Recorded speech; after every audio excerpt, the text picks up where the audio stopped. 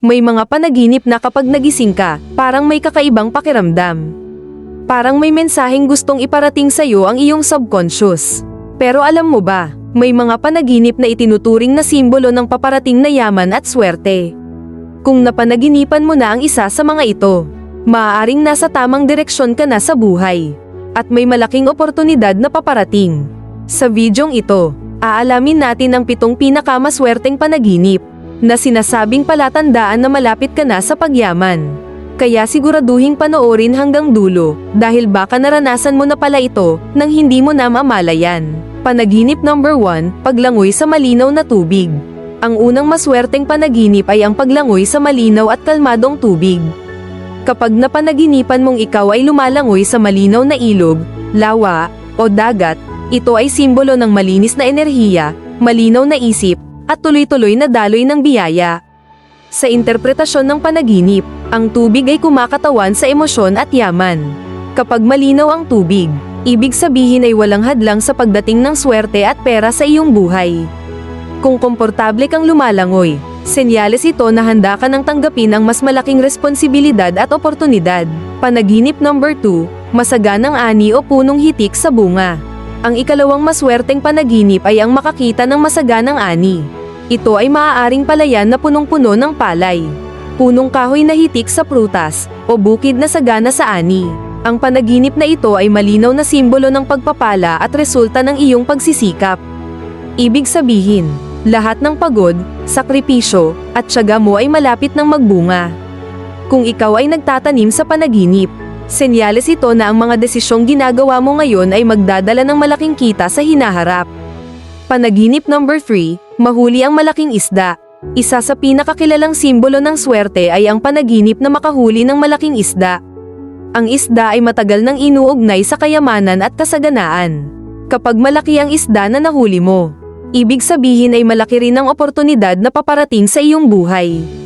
Kung madali mo itong nahuli, senyales ito na darating ang swerte nang hindi mo inaasahan. Pero kung pinaghirapan mo, ibig sabihin ay sulit ang iyong mga pagsisikap dahil malaki ang kapalit. Panaginip number 4, pagpasok sa malaki at magandang bahay. Ang panaginip na ikaw ay pumapasok o nakatira sa isang malaki at magarang bahay ay simbolo ng pag-angat ng estado sa buhay. Ang bahay ay kumakatawan sa seguridad at katatagan. Kung bago ang bahay, ibig sabihin ay bagong yugto ng buhay na puno ng ginhawa at kasaganahan. Kung ikaw ay masaya sa loob ng bahay, senyales ito na handa ka nang yakapin ang mas maginhawang pamumuhay. Panaginip number 5, makakita o makahawak ng ginto. Ang ginto ay isa sa pinakamalakas na simbolo ng yaman sa panaginip. Kapag napanaginipan mong may hawak kang ginto, alahas, o gold bars, ito ay senyales ng mataas na halaga, hindi lang sa pera, kundi pati sa iyong kakayahan. Ipinapahiwatig nito na may talento o oportunidad ka na magdadala ng malaking kita. Kailangan mo lamang itong pahalagahan. Panaginip number 6, pagbukas ng pinto o pinto ng liwanag. Ang panaginip na ikaw ay nagbubukas ng pinto ay simbolo ng bagong oportunidad.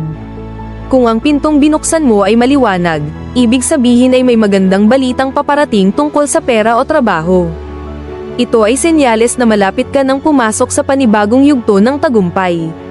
Panaginip number 7, ikaw ay may kapangyarihan o nirerespeto. Ang huling panaginip ay ang ikaw ay may posisyon, kapangyarihan, o mataas ang respeto ng iba. Ito ay maaaring ikaw ay leader, may negosyo, o pinapakinggan ng maraming tao. Ang panaginip na ito ay simbolo ng confidence, authority, at financial success.